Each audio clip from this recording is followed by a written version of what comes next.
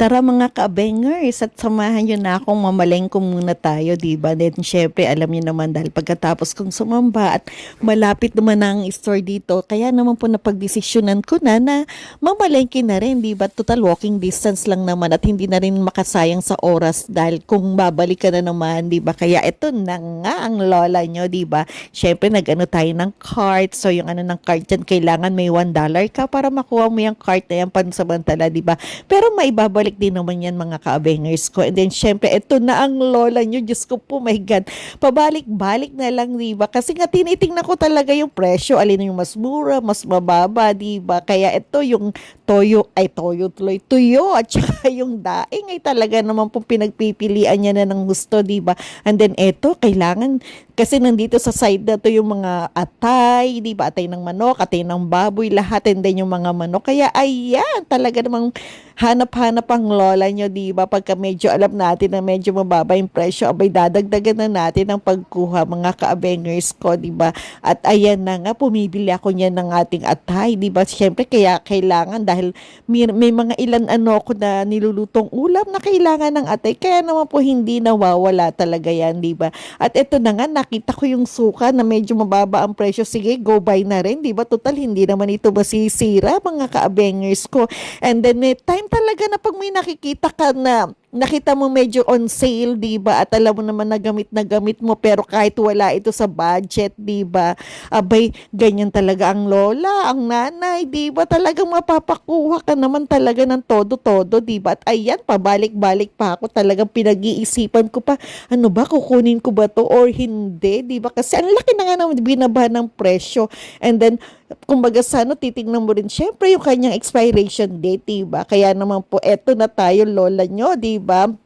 At pabalik-balik na naman. Walang kapaguran talaga, di ba? Pag kami naisip na kung ano yung dapat bilhin, kaya minsan mahirap pagka wala kang dalang listahan, di ba? Kumbaga sa pero ano na rin dahil kahit paano dahil namamalengke ka ng regular, di ba? So kahit paano alam mo na rin kung ano. Kaya lang may mga time na yung nakakalimutan mo, di ba, na hindi mo na alam na wala ka na pala ng ganito sa bahay, di ba? Wala ka ng stock. And then eto, alam nyo ba na ang karamihan ng mga stock dyan ay mga Filipino, kaya kahit pa paano ay nagagamit natin yung ating Tagalog, di ba? Kaya naman po ang lola nyo, mega pili na lang talaga, di ba? And then syempre, hindi nawawala pag ako'y pumili ng karne, ay talaga naman yung medyo may taba-taba, di ba? Para kahit pa paano may lasa, di ba? Ang ating mga niluluto, mga ka-abengers ko. At ayan na nga, at eto, nakalimutan ng isang staff na meron pa akong binibiling buto-buto na dapat niyang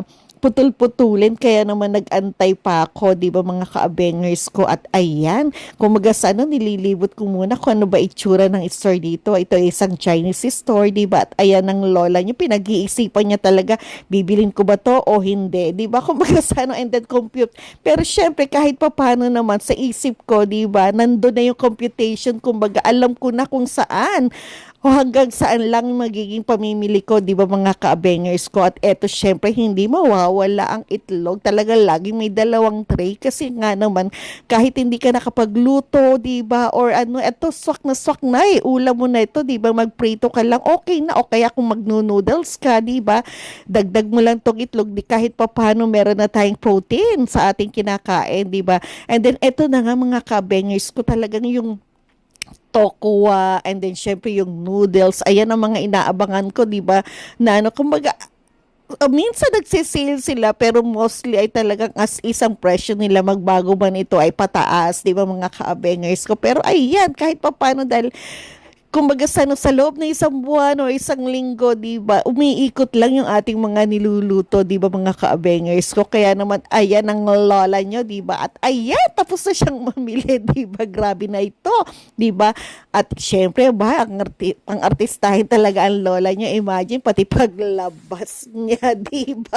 At mega turo-turo pa ako. At ayan na nga, wow, talaga naman po yung angle ng pag-shot, di ba, ng kuha. Talaga naman pong todo, mga may gulay, di ba? At eto na, syempre kailangan na nating i-unload yung ating mga pinamili, mga kaabengers ko. And then of course, isusuli ko na rin itong cart, di ba? So mababawi ko na yung $1 ko, di ba mga kaabengers ko? And then syempre, eto na ang lola nyo, di ba? Wow, talaga naman po.